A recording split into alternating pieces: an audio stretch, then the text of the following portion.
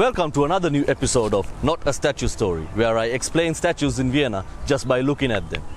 If you are not familiar with the concept, I suggest you watch the two previous episodes of the show so you might get an idea what the show is about.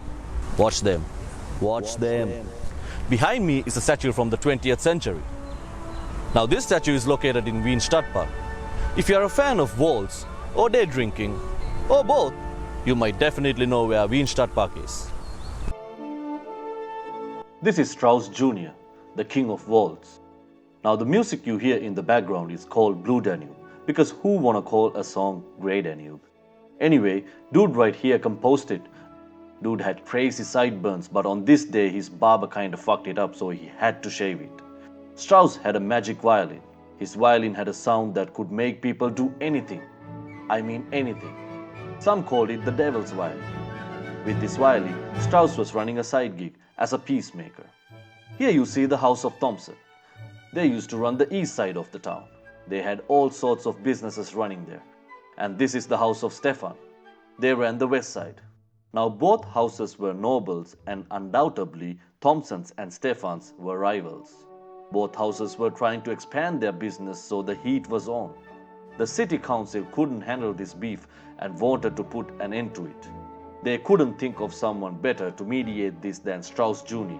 The city council organized a dinner for the two noble houses at a villa and asked Strauss Jr. to do what he does best. It was awkward at first, but there's nothing a few drinks and good music can't change. Then it was Strauss's time to shine. He brought the two heads from both houses and they started discussing terms to end this rivalry once and for all. Some terms were agreed and some were not. So Strauss decided it's time to bring out the devil's violin. He started playing the violin. People in the room started to feel something in them.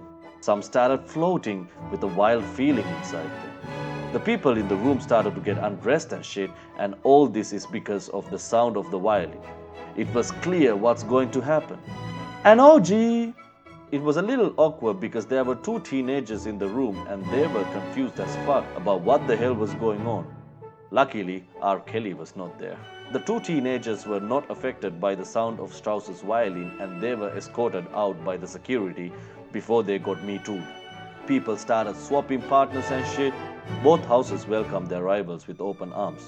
Well, it was more like with open penises and vaginas. These two from the two houses wanted to have them for themselves, so they went upstairs.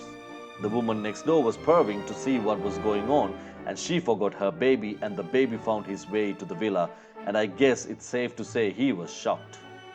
I really can't think what was going on in his head. Maybe he had the time of his life.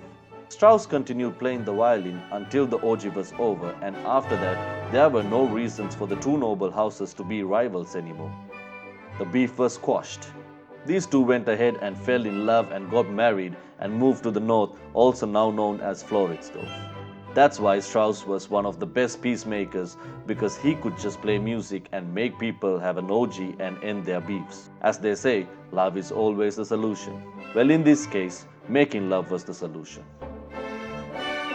The sculptor captured the moment when the orgy was just about to start. Some say the baby who walked into the orgy funded the monument to honor the greatest memory that changed his life forever. That's it for today's Not a Statue Story. See you next time with another interesting episode of Not a Statue Story.